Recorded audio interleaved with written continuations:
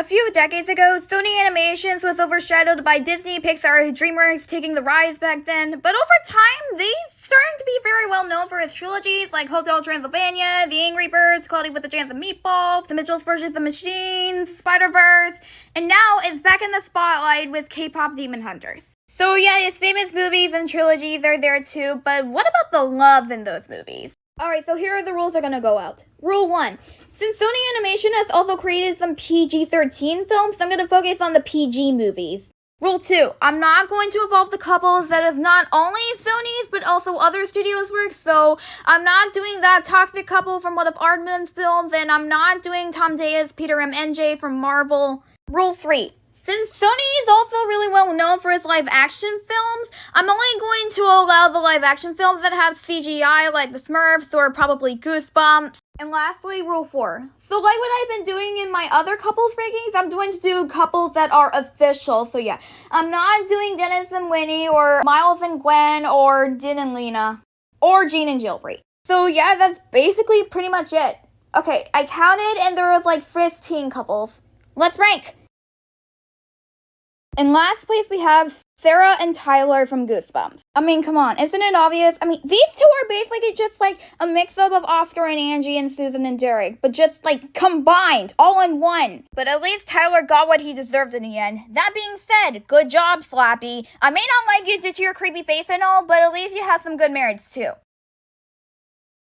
For number 14, we have Thomas and Bea from Peter Rabbit. I honestly do not know how those two were able to make it work. I mean, Thomas is so rude and arrogant, while Bea is so nice and cheerful. Well, I wouldn't say cheerful, for more like calming. But, I mean, come on. Thomas literally blew up her house, even though that was sort of people's fault. But I still blame that on Thomas. And I do not know how those two were able to make it work. I mean, they got married at the beginning of the second movie and became parents at the end of it. Like, how are they able to make that work? Like, how? For number 13, we have Elliot and Giselle from Open Season. A couple that exists. Like, I do not like Elliot and Giselle being a couple at all. Like, I honestly don't know, like, how they got together, considering from Sony's first trilogy. I feel like those two only got together because of Mother Nature, which is another reason why I'm not a big fan of animal couples. For number 12, I'm giving it to Mary and Mel Meth from the Emoji Movie. Another couple that exists for completely no reason except for Jean being alive right now. I mean, I honestly don't want to say anything because it's the Emoji Movie. For number 11, I am giving it to Mighty Eagle and Zeta from the Angry Birds. Okay, look, I do not like those two because of Mighty Eagle. He is anything but mighty. I mean, like what he said in the movie, he's a gosh darn coward. But the only reason why they beat the other four is because of their love story. For number 10, we have Dracula and Erica from the Hotel Transylvania trilogy. Another forbidden love story in the Hotel Transylvania franchise. Except Mavis is turning her back on it. But I can't blame her. So yeah, these two are like sort of an enemies to lovers trope, but that's all I could say. If you guys want to know the love story about Dracula and the Marthas, then go watch this deleted scene. It's called Love at First Bite. For number 9, we have Boog and Ursa from Open Season 3. Alright, I don't want to say anything about it since it's Open Season 3, but what makes these two beat Elliot and Giselle is that they have a more healthy story than those two. For number 8, we have Mary and Joseph from The Star. Alright, look, I actually do not want to say anything because I do not want to be a little rude like what I did with Moses and Sephora. And I am not going to include them in my age gap after I'm done with this video.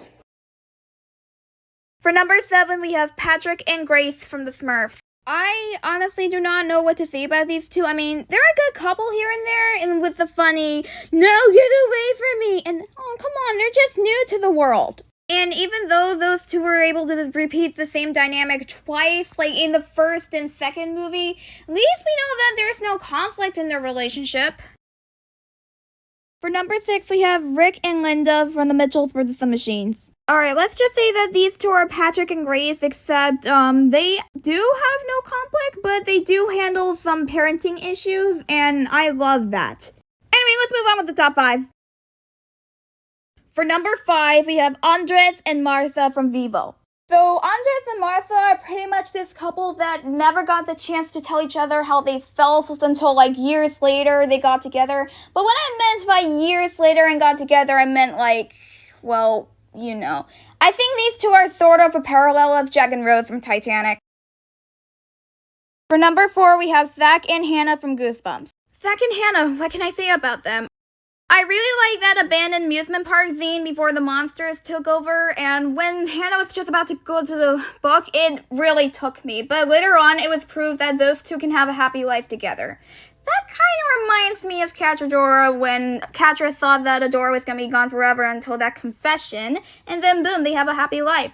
I think it's clear that Zach and Hannah won't have any more problems. Wait a minute. For the bronze medal, I am giving it to Ruginu from K-Pop Demon Hunters. Alright, before y'all say anything like, Content Kira, why are they on the list? You said you gotta do couples that are canon. Yeah, well, come on, there's a lot of us Ruginu shippers out there. DreamWorks gave us what we wanted, like with Wolfington, or Wolan, whatever you call it. And I have a strong feeling that they might do the same with Ruginu. So I'm letting these two on the list, because I ship them. My ship. Alright, before we move on, let's talk about my opinion on the movie. So, the animation and the visuals were so good. I love all the songs, and Mira is such a baddie. Some of the scenes are giving parallels from other movies. The frontman from Squid Game's in it, and yeah. Alright, back to the ranking. So, when I was watching this movie, I did not expect to ship those two. I mean, when it comes to Huntrix meeting the Sasha boys for the first time and Gino doing the watch yourself thing, it just like caught me off guard. Like, come on, she literally fell head over heels for you. If she was wearing heels, but that doesn't matter. Those two were like sort of full on enemies until that scene. That's when I start shipping them. I mean, when it comes to the funny teddy bears and choo-choo chains, really? Chow, chow. And then Ginu getting jump scared in the, she's not even my time. What? Excuse me? I'm everyone's time. You can't even shut them down. What are you, from the 1900s? Can see why you're still single. What? And then there was the hand-holding thing. I think it was clear those two completely fell in love with each other. And then there was Freeze. That song, it was just, it was so good. I think that song is very similar to Rewrite the Stars and probably one of my favorites. And Gino's sacrifice around the end of the movie was just, it was so good. Let's just hope that he gets back to life in the second or third movie.